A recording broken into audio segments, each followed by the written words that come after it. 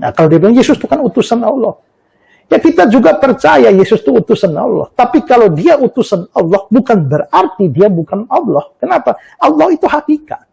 Sekarang gini, hakikat kita ini kan manusia. Saya manusia, kau manusia. Lalu saya ngutus kau. Apakah saya ngutus kau, kau berubah menjadi bukan manusia? Secara kedudukan di dalam fungsi saya lebih tinggi. Karena saya mengutus, kau diutus. Dalam fungsinya, kedudukan atau fungsinya. Tapi dalam hakikat, kau manusia, saya manusia, sama rata. Jokowi dengan saya, tinggi mana atau besar mana? Ya, dilihat dari fungsi atau jabatannya, dia lebih tinggi. Karena presiden, saya rakyat jelata. Ya kan? Tapi dilihat dari hakikat, Jokowi manusia, saya manusia. Kemanusiaan saya tidak lebih rendah dari kemanusiaan Jokowi tidak lebih tinggi dari saya. Jadi kalau bicara soal Allah, itu bicara hakikatnya. Kalau bicara fungsi, memang Yesus merendahkan diri. Makanya dalam Filipi pasal 2 itu bilang dia merendahkan diri dan mengambil rupa seorang hamba, ya, menjadi manusia. Makanya dia juga berkata, Bapa lebih besar dari aku. Lebih besar apanya? Kebanyakan orang Islam langsung menafsirkan bahwa itu berarti Yesus bukan Tuhan dong. Bukan Allah dong. Lebih besar kedudukan pada waktu masa inkarnasi karena dia diutus. Tapi soal hakikat dia tetap Tuhan, tetap Allah. Nah ini mana bisa mualaf belajar begini, ya. Oke, lanjut lagi. Jadi ya karena dia utusan Allah ya sudah, untuk apa gitu, untuk apa saya menyembah. Itu saya sedih sekali waktu bulan Januari, Februari, saya pikir ya Allah, saya nyembah siapa ya? Saya nyembah apa ya selama ini gitu. Waktu itu umur saya hampir 40 tahun ya. Saya pikir hampir selama 40 tahun saya menyembah apa ya gitu. Nah kemudian pada suatu hari saya ada lapor lagi. Waktu itu kami berdiskusi dengan teman saya, itu saya berdiskusi tentang puji-pujian kepada Allah. Itu seperti apa sih sebenarnya di Alkitab? Itu bahwa di Alkitab itu nggak ada disuruh memuji menyembah Yesus gitu, nggak ada. Nah, di Alkitab itu nggak ada tuh suruh menyembah Yesus. Nah ini lagi-lagi ya, memang nggak baca Alkitab ya. Ada banyak kasus dalam Alkitab di mana Yesus disembah dan dia nggak nolak. Tapi apakah di kitab ada perintah menyembah Yesus? Dia bilang nggak ada. Ya, itu saya tunjukkan kepada saudara.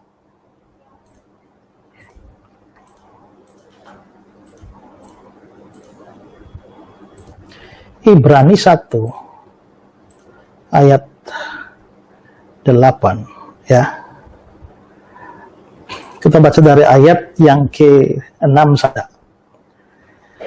Dan ketika ia di sini siapa? Bapa, Allah Bapa, membawa pula anaknya yang sulung ke dunia, anaknya yang sulung Yesus. Dia berkata, semua malaikat harus menyembah dia. Semua malaikat. Yang ngomong siapa? Allah Bapa. Semua malaikat harus menyembah dia, menyembah Yesus. Kok gimana dibilang di Alkitab nggak ada perintah menyembah Yesus? Ini malah yang suruh itu adalah Allah Bapa. Dan tentang malaikat, ya kalau malaikat saja harus menyembah Yesus, apalagi manusia. Dan tentang malaikat-malaikat dia berkata, yang membuat malaikat-malaikatnya menjadi badai dan pelayan-pelayannya menjadi nyala api. Tetapi tentang anak, saya soroti kata ini, tentang ini ya. Ini terjemahannya kurang pas. Mestinya bukan tentang anak, kepada anak. Di dalam terjemahan Indonesia sehari-hari, itu dia bilang, tetapi kepada anak. Ya, kepada anak. King James, bahasa Inggris, unto the son, ya, kepada anak. Jadi berarti di sini Bapa bicara kepada anak, tetapi kepada anak, kepada Yesus, ia Bapa berkata, tahtamu ya Allah. Ini Allah Bapa ngomong kepada anak Yesus Kristus, ya Allah.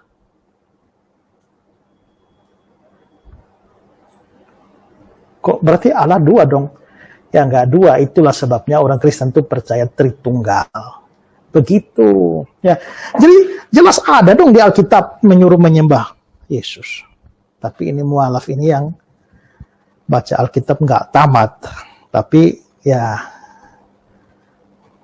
sok tahu aja gitu. Ya itulah komentar saya ya.